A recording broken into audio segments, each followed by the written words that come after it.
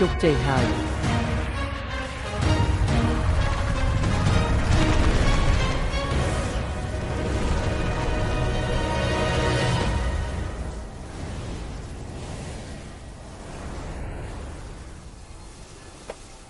ចាប់ពីពេលនេះទៅឯងគឺជាភ្លេចបន្ទោមាសកម្រិត9តែមួយគត់ដែលមានស្មារតីនៅលើលោកនេះហើយ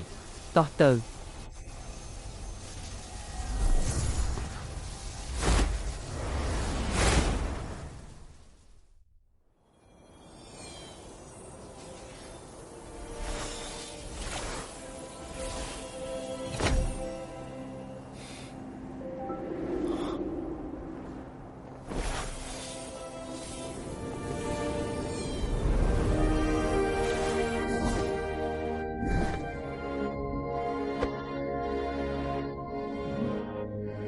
មើលទៅក្រោមការដឹកនាំរបស់សៃយ៉ែនគ្រប់គ្នាហាក់ដូចជាបានធូរស្បើយច្រើនណោះ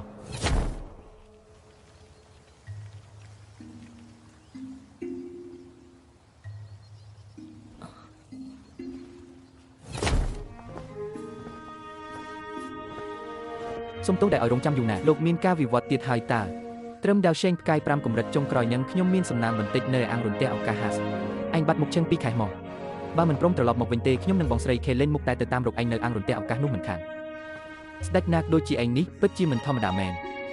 ត្រឹមតែ2ខែសោះកោះនាគអាចស្ដារឡើងវិញបានកម្រិតនេះទៅហើយប្រកបណាស់គិតថាខ្ញុំជានរណាពេលនេះគោលសម្ព័ន្ធនាគបុរាណដើរលើផ្លូវត្រូវវិញហើយក្រោមការដឹកនាំរបស់ឯងពួកយើងក៏គួរតែត្រឡប់ទៅសម្ព័ន្ធភាពវិញដែរលឿនម្លេះមែនហើយសម្ព័ន្ធភាពទើបតែវាឈ្នះវាមានប្រលឹងបារម្ភខ្លាចតែពួកវាត្រឡប់មកសងសឹកវិញទេឯងពិតជាមិនអាចឃ្លាតទៅយូរពេកនោះទេនេះណែតវាជាសញ្ញាសម្គាល់សម្ព័ន្ធភាពរបស់គោលសម្ព័ន្ធនាគបុរាណ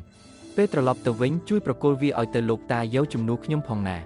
គោលសម្ព័ន្ធនាគបុរាណទើបតែបង្រួបបង្រួមគ្នាថ្មីគួរតែទុកពេលឲ្យពួកគាត់សម្រាកសិនទៅឯងមិនបាច់ប្រញាប់លូកដៃចូលរឿងញ៉ៃញ៉ៃនៅតំបន់កណ្ដាលនោះទេរឿងនេះមិនបាច់ប្រញាប់ទេអូយយកទៅនេះជាការសម្រេចចិត្តរបស់គោលសម្ព័ន្ធទាំងមូលរបស់យើងណាគោលសម្ព័ន្ធនាគបុរាណយើងតែងតែសងគុណគេជានិច្ចឯងធ្លាប់ជួយសង្គ្រោះពួកយើងឲ្យរួចពីគ្រោះថ្នាក់ដល់ទៅ2ដងឯណោះសមាជិកគោលសម្ព័ន្ធគ្រប់រូបគ្មានថ្ងៃភ្លេចគុណនេះឡើយទោះជាថ្ងៃមុខឯងមានបញ្ហាធំប៉ុណ្ណាក៏ដោយគោលសម្ព័ន្ធនាគបុរាណនៅតែជាមិត្តសម្លាញ់របស់ឯងជារៀងរហូតក្មេងស្រីម្នាក់នេះធំដឹងក្តីមែនទែនហើយតើហេពួកព្រឹទ្ធាចារ្យជាអ្នកនិយាយទេខ្ញុំគ្រាន់តែខ្ចីពាក្យគេមកប្រើតើបានជួយផ្ដាំសួរសុខទុក្ខដល់ពួកព្រឹទ្ធាចារ្យឲ្យផងណាថ្ងៃក្រោយមានពេលខ្ញុំច្បាស់ជាមកលេងកោះនាគនេះម្ដងទៀតអញ្ចឹងខ្ញុំនឹងខេលេងត្រឡប់ទៅវិញសិនហើយថែរក្សាខ្លួនផងណា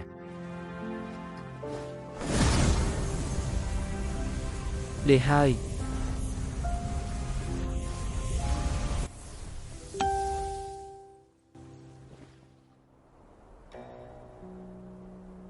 លោកគ្រូអូត្រឡប់មកវិញហើយរីខេលេនក៏ឡើងកម្រិតដែរតើចាស់សលោកទាំងពីរនិយាយគ្នាទៅចុះខ្ញុំសុំទោសដែលរំខាន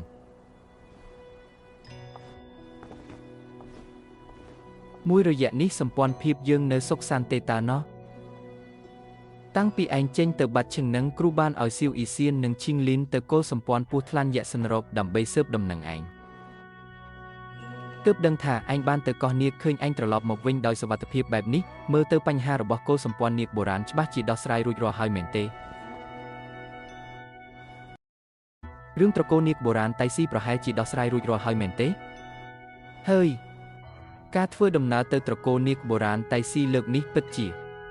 យ៉ាងម៉េចទៅហើយរលូនណាស់អាល្អិតនេះហ៊ានលេងសើចជាមួយគ្រូផងអេសនេះគឺជាកិច្ចសន្យាសម្ព័ន្ធមិត្តរបស់ត្រកូលនាគបុរាណតៃស៊ីអូត្រកូលនាគបុរាណតៃស៊ីក៏មានបំណងចង់សម្ព័ន្ធមិត្តជាមួយយើងដែរមានសម្ព័ន្ធមិត្តដ៏រឹងមាំបែបនេះជួយកម្លាំងសម្ព័ន្ធមិត្តយើងនឹងកើនឡើងមួយកម្រិតទៀតហើយចន្លោះពេលនេះតើវាមានប្រលឹងមានចលនាអីដែរទេស្ងាត់ជ្រុងតែម្ដងហើយពួកវាថែមទាំងបានដកថយពីសាខាទាំងអស់គ្មានសល់ទៀតផង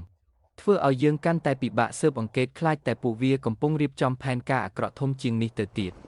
ពេលនេះយើងមានតែបន្តពង្រឹងកម្លាំងសម្ព័ន្ធមិត្តហើយរងចាំមើលពួកវាបញ្ចេញកន្ទុយតែប៉ុណ្ណោះ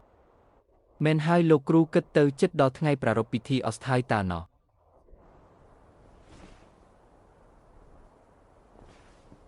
មួយខែទៀតពេលនេះសម្ព័ន្ធមិត្តធានហ្វូជាកម្លាំងដ៏ធំមួយនៅតំបន់កណ្ដាលដូច្នេះយើងមិនទៅមិនបានទេ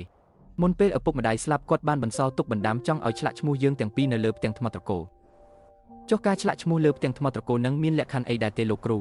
លុះត្រាតែអ្នកនោះមានស្នាដៃធំដុំក្នុងត្រកូលទើបអាចមានសិទ្ធិឆ្លាក់ឈ្មោះលើនោះបានដោយសេរីមនុស្សត្រកូលយ៉ាវទាំងអស់ចាត់ទុកវាជាគោលដៅធំបំផុតក្នុងជីវិតតាំងពីចាក់ចេញការនោះមកគ្រូមិនដែលបានត្រឡប់ទៅវិញទេការត្រឡប់ទៅត្រកូលយ៉ាវលើកនេះដើម្បីបំពេញបំណងឪពុកម្ដាយប្រកាសជាមានអាពួកមួយចំនួនក្នុងត្រកូលចេញមុខមករ៉ាំងមិនខាន